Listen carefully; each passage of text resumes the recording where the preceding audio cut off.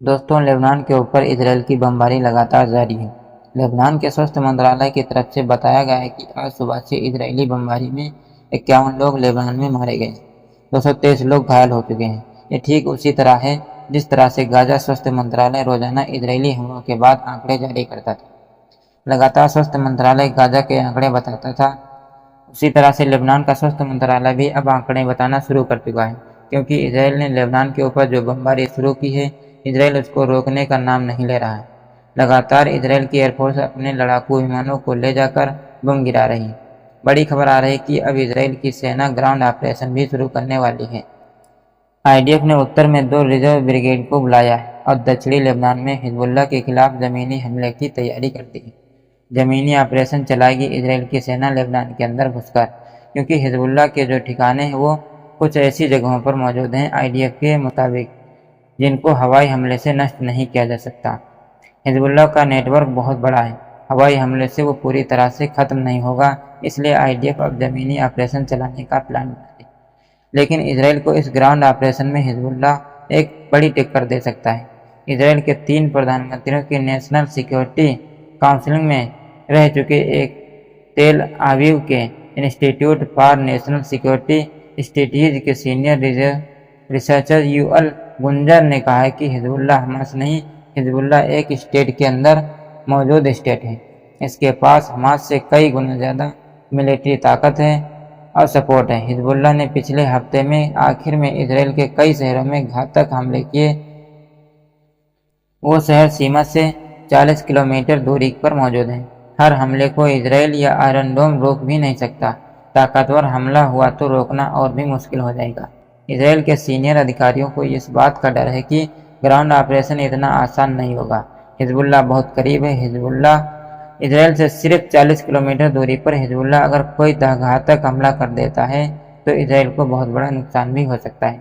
लेकिन इजरायल के पास फिर भी लड़ाकू विमान एयरफोर्स की ताकत है। उसी के बलबूते पर इजरायल हर देश से जीत जाता है। ईरान के सुप्रीम लीडर अयातुल्लाह खामेनी ने भी यही बात कही कि इजरायल हिजबुल्लाह को घुटनों पर कभी नहीं ला सकता। भले ही इजरायल हिजबुल्लाह के कितने भी कमांडर को मार दे, लेकिन इस संगठन को इजरायल कभी नहीं झुका सकता। अयातुल्लाह खामेनी ने ऐसा मानना है कि उन्होंने कहा है कि बहुत जल्द गाजा भी जीतेगा, हमास भी जीतेगा और हिजबुल्लाह भी जीतेगा। आज के हमलों को लेकर लेबनानी स्वास्थ्य मंत्रालय की तरफ से जो कुछ कहा गया है वो मैंने आपको वीडियो के शुरू में बताया।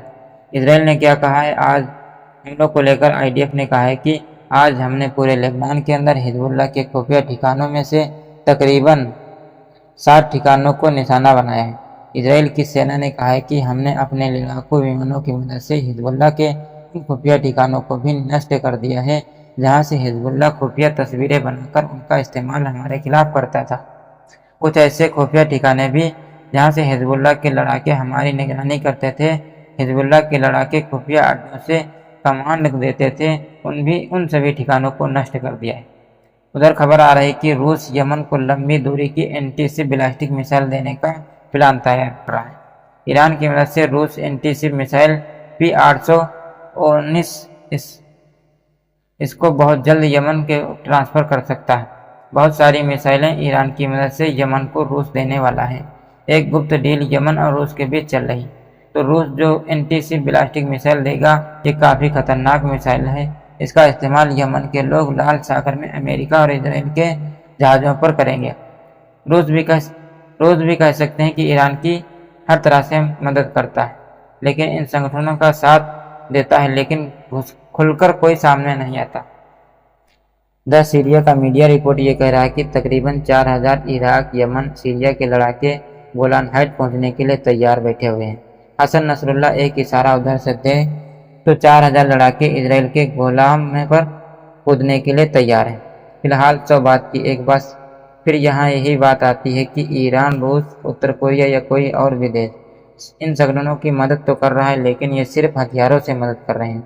इन संगठनों के पास इजराइल जैसे बड़े बड़े लड़ाकू विमान नहीं, ताकतवर एयरफोर्सेस नहीं, इसलिए ये संगठन इजराइल से नहीं जीत पाते। हालांकि टक्कर पूरी देते हैं, लेकिन जीत हासिल नहीं कर पाते। फिलहाल हमास और इजराइल की तरह ही हिजबुल्लाह और इजराइल के बीच अब युद्ध शुरू हो चुका है।